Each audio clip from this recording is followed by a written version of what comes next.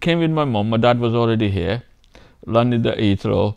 I think cried most of the day, all the way from Heathrow down here in a car. It was very, very daunting. First week I cried at school every day because of the language barrier. One of the funniest things at school on my first day was my parents said, at lunchtime, don't eat any meat or chicken, and it's going to be halal. Me coming from a village, I'm sat in with the in infant school, I'm thinking, when it's lunchtime, and they brought the cranes out, and I'm thinking, do I eat these or what? And then when everybody started drawing with them, I thought, this isn't lunch. I think sport originally came to me when I was probably about 14 at school, when Pakistan was touring England, and I think those days was people like Sarfraz Nawaz played and Asim Masood, and I went with a couple of friends to Headingley to watch them, and that's when it all started. Played in the local park. We used the tree as stumps, and we started off tennis balls. We obviously didn't know the rules as well, but the LBW rule, we used to make them up as we got along, or if you were not a bully, but if you wanted to stay there longer, no, you hit the wrong leg. Nobody knew the rules, and it slowly started there from getting to know the rules, and then buying equipment, then moving from parks to play other local sides, and then everybody chipping in with what pocket money they had, and gear was expensive those days, and our parents were obviously all working class, and we all had to share, and we couldn't afford everything that and we used to have one bat, couple of stumps, and it all started from there. When we created a team, it was when we got invited to play some senior players in Bradford, a school on Tong Lane, I think is a college now. When we got there, there was one guy who had a car in the whole team, so there was a few in that car, rest of them bussed it, and we got there, and we obviously didn't have any whites or nothing, and they said, oh, we've got changing rooms for you. So we had no gear, no whites, and we thought, this is embarrassing. So after that, we all slowly bought gear.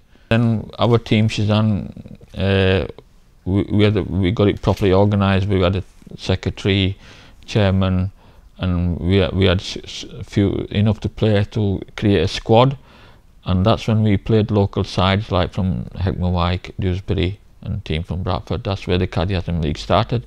That league was mainly formed for people for fun. In the Quaid-e League, we didn't have any proper pitches. We used to go pick like see where there's less grass or middle of a field, and see where it's best that we can, pitch the stumps and take things from there. And it's probably a football field, or we found that wherever 22 yard looked good, we just picked the stumps there and started playing there. And we couldn't play the proper shots, or even if you're an average bowler, you were good there until you went to a proper wicket, realised how it is to move the ball, or how hard it is to bowl a bouncer, and so you couldn't play correctly. We had no coaching. We used to get battered and bruised. When we started, we had them batting gloves, but we had them green spikes on the back. Obviously no helmets. We weren't playing on a proper wicket where we practiced, and we used to get it all over the place. We'd bat with one pad on, exchange bats after everybody's got a run, and then from there, then we realised, oh, we haven't got any umpires. Then we used to argue, and then the league developed from there, where the umpires come into it and other teams come into it. Then it got more professional. I remember when I think it was Majid Khan who brought under 19 side to England. There was, I think, a couple of test players in there. Rizwan Zaman was one of the test players. They played with the Quaid-e League. We even organised the Quaid-e League. Well, I don't know whether we organised, but we won the first India-Pakistan match at Harrogate. It was the Quaid-e League. All the volunteers were there. They run the tickets, the ground, security, everything that day. So you can imagine, I don't know if you ever went to that. That was the first match between India and Pakistan there at Harrogate. I played against Shahid Mahboob, Abdul Qadir, Abdul Ghuffar came here with the Pakistan side. He played for Hung and Eton, lived in Batley, Dewsbury with our friends, and he played a few matches in, I think, for Shaheen. Iqbal Qasim played for Shizan as well.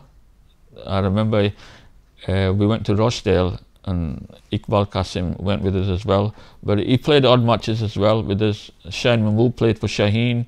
There was few other test players, or should I say overseas professional, that played as well. So like Shaheen Mahmood, he was a fast bowler, so obviously he wouldn't bowl fast on the wicket that we played on, because he would have been too dangerous.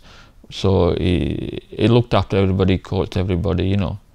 I think that's why Quaid-e Azam League was formed, first for the people who wanted to play for fun, but then fun turned into highly competitive games, and that's where other people came in and slowly got stronger and stronger, and then we got older and the younger generation took over, and then they played on better wickets, they had more money, they could afford to buy kit, they had proper grounds to play on, where we just pitched our wickets on a normal football field.